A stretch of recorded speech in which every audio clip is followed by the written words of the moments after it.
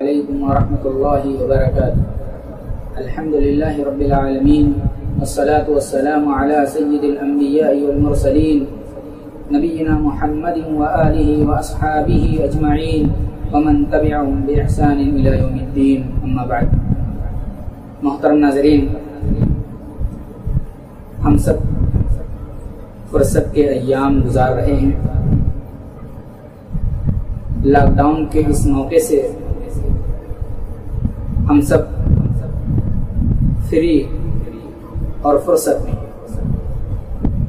تو اس فرصت کے موقع کو غنیمت سمجھیں اور ان ایام کو اللہ رب العالمین کی خوشنودی کے لیے اور اس کی رضا حاصل کرنے کے لیے اس کی فرمانبرداری والا کام کریں، تاکہ اللہ رب العالمین ہمارے عمل کے ذریعے سے خوش ہو جائے اور ہمارے اوپر یہ پریشانیاں، جو مصائب اور جو مشکلات آئے ہیں، ان مشکلات کو اللہ رب العالمین ہمارے درمیان سے جلد از جلد دور کر دے اور ہم کو اس سے نجات دے۔ محترم ناظرین، آج میں آپ کو جنت کی سیر کرانا چاہتا ہوں۔ وہ جنت جس میں جانے کا ہر شخص متمنی اور خواہش مند ہوتا ہے۔ ہر مذہب کے لوگ، ہر دین کے ماننے والے، ان کی یہی خواہش ہوتی ہے کہ مرنے کے بعد انہیں بہشت ملے، انہیں جنت ملے۔ لیکن اللہ تبارک و تعالی نے جنت کو اسی شخص کے لیے تیار کیا ہے، انہی لوگوں کے لیے تیار کیا ہے جو متقی اور پرہیزگار ہیں اور جنہوں نے دین اسلام کو مانا ہے، دین اسلام کو قبول کیا ہے۔ کیونکہ اللہ کے نبی صلی اللہ علیہ وسلم کی حدیث ہے، آپ نے فرمایا جنت میں وہی جائے گا جس نے لا الہ الا اللہ کا اقرار کیا ہے۔ پیارے نبی فرماتے ہیں مفتاح الجنہ شہادت لا الہ الا اللہ، جنت کی چابی ہے یہ ہے کہ آدمی اس بات کی گواہی دے کہ اللہ کے سوا کوئی معبود ہے۔ جب تک آدمی اس بات کی گواہی نہیں دے گا، جنت میں نہیں جا سکتا۔ تو یہ بات معلوم ہو گئی کہ جنت میں جانے کے لیے صرف اللہ رب العالمین کو ایک ماننا، معبود برحق ماننا اور اسی کو اکیلا اور تنہا عبادت کے لائق ماننا ہوگا، تبھی آدمی جنت میں جائے گا، اور لا الہ الا اللہ کا اقرار کرنے کے بعد ہی جنت میں آدمی داخل ہو سکتا ہے۔ اچھا، لوگوں کو جنت میں جانے کی اتنی تڑپ کیوں ہوتی ہے؟ کیونکہ اللہ رب العالمین نے اس میں ایسی ایسی نعمتیں رکھی ہیں، ایسی ایسی چیزیں رکھی ہیں جن چیزوں کو کبھی ہم نے نہ دیکھا ہے اور نہ ہی اس کا ہم تصور کر سکتے ہیں۔ اس لیے اللہ کے نبی صلی اللہ علیہ وسلم نے فرمایا ما لا عین رأت ولا اذن سمعت، جنت کی نعمتیں ایسی ہیں ما لا عین رأت، ما لا عین رأت کسی آنکھ نے دیکھا بھی نہیں، ولا اذن سمعت کسی کان نے سنا نہیں، اور کسی دل کے اندر، کسی شخص کے دل کے اندر اس کا تصور بھی آیا۔ محترم ناظرین، اللہ رب العالمین نے جنت متقیوں کے لیے بنائی ہے، پرہیزگاروں کے لیے بنائی ہے، اپنے ماننے والوں کے لیے بنائی ہے۔ اس لیے ہم کوشش کریں کہ اللہ رب العالمین کی فرما برداری کریں اور اللہ رب العالمین سے جہنم سے نجات کی دعا کریں اور جنت میں داخلے کی دعا کریں۔ دعا کریں کہ اللہ رب العالمین ہمیں نیک عمل کی توفیق عطا فرمائے، نیک عمل کی توفیق عطا فرمائے، جس عمل کے ذریعے سے اللہ تو جنت میں لوگوں کو، اپنے بندوں کو داخل کرے۔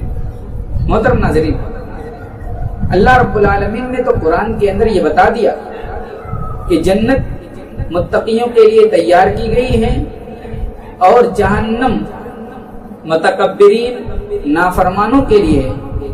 قرآن کے اندر اللہ رب العالمین نے فرمایا قیل ادخلوا ابواب جہنم خالدین فیہا فبئس مثوى المتکبرین، کتنا برا ٹھکانہ ہے جہنم متکبرین کے لیے، تکبر، بڑپن اختیار کرنے والوں کے لیے، اللہ کی نافرمانی کرنے والوں کے لیے۔ تو محترم ناظرین، یہ بات تو معلوم ہے کہ جنت اللہ تبارک و تعالیٰ نے بنا دیا اور جہنم کو بھی اللہ تبارک و تعالیٰ نے بنا دیا ہے، لیکن بہت سارے ایسے افراد آپ کے درمیان ملیں گے جو یہ کہتے پھرتے نظر آئیں گے کہ جنت کا وجود نہیں۔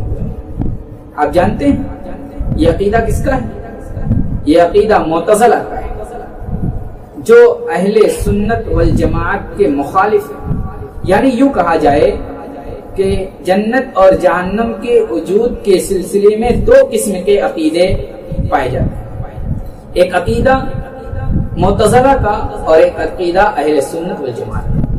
معتزلہ کا عقیدہ یہ ہے کہ جنت اور جہنم کو اللہ تبارک و تعالیٰ نے ابھی بنایا نہیں، یہ جنت اور جہنم قیامت کے دن بنائی جائے گی، کیونکہ قیامت کے دن سے پہلے اس جنت اور جہنم کا کوئی کام نہیں ہے، جبکہ جنت اور جہنم قیامت کے دن حساب و کتاب کے بعد ہی پر کی جائے گی، حساب و کتاب کے بعد ہی اس کا کام۔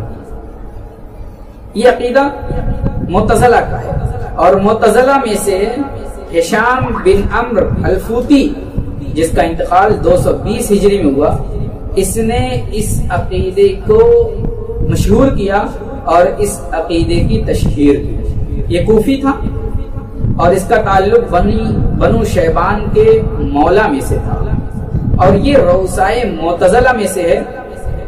آپ اس کی تفصیل سیر و اعلام النبلاء کے اندر دیکھ سکتے ہیں۔ امام ذہبی رحمۃ اللہ علیہ اس شخص کے بارے میں، یعنی ہشام بن عمرو الفوتی کے بارے میں کہتے ہیں صاحب ذکا و جدال و بدعہ و وبال، کہ یہ آدمی بڑے حافظے والا، جدل و جدال کرنے والا، بدعتی اور وبال والا شخص ہے۔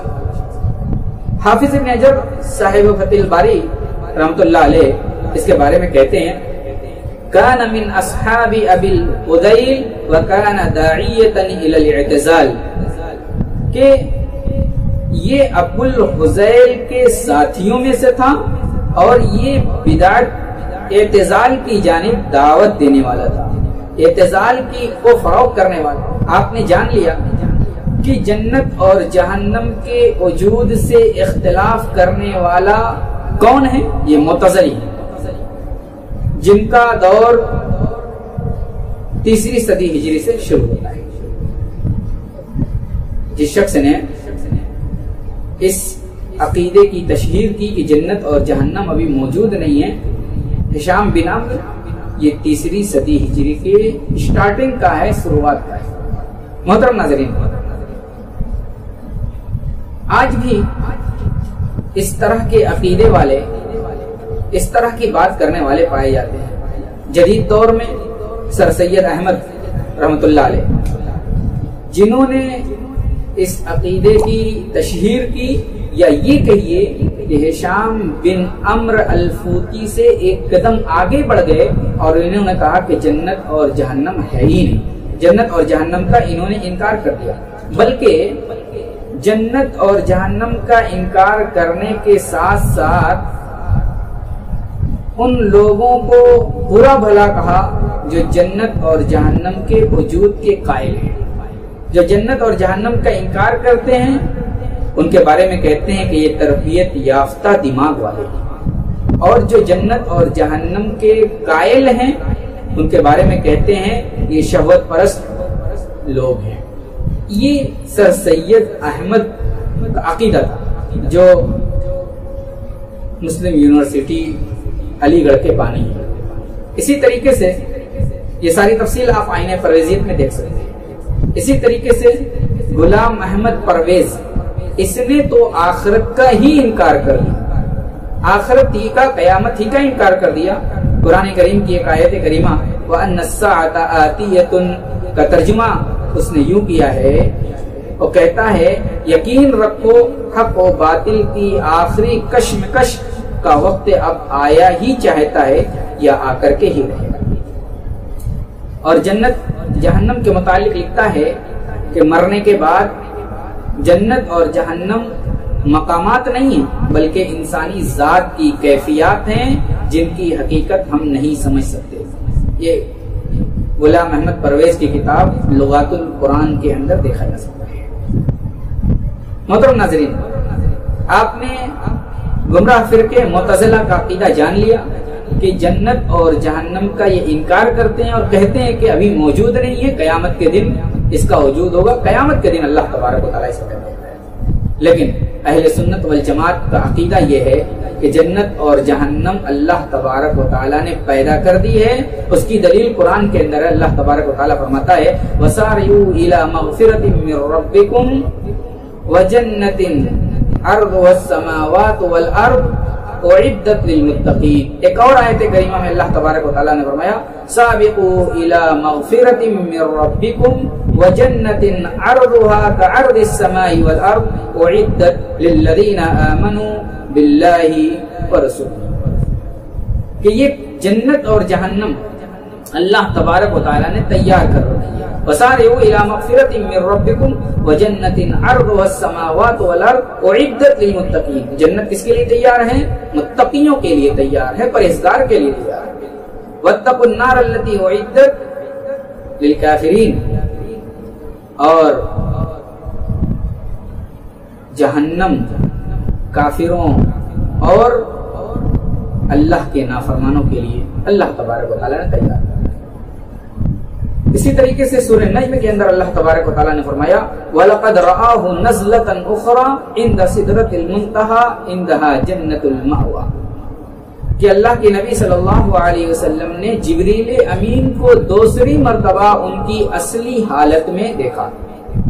وَلَقَدْ رَآهُ نَزْلَةً أُخْرَى عِنْدَ سِدْرَةِ الْمُنْتَهَى، سدرۃ المنتہا کے پاس، جو کہ آخری اسٹیپ ہے فرشتوں کا، فرشتے اس سدرۃ المنتہا سے آگے نہیں بڑھ سکتے۔ اندہا جنت المأوا، اور اس سدرۃ المنتہا کے بعد جنت المأوا ہے۔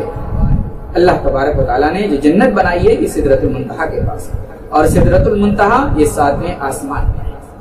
اسی طریقے سے پیارے نبی صلی اللہ علیہ وسلم کی حدیث بھی اپنے سامنے رکھیے۔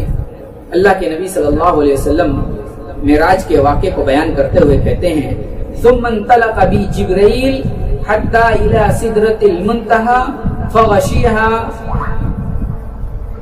الوان ما ادری لا ادری ما ہی۔ حضرت جبریل مجھے لے کر کے چلے یہاں تک کہ سدرۃ المنتہا تک پہنچے۔